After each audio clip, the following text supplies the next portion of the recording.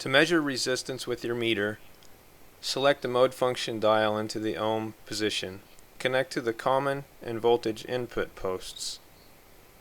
An infinite resistance is indicated in different ways depending on the meter. As contact is made, the meter will typically read a zero or negligible resistance. To aid in finding open or short circuits, use the continuity beep function. When the circuit is complete, an audible beep is heard.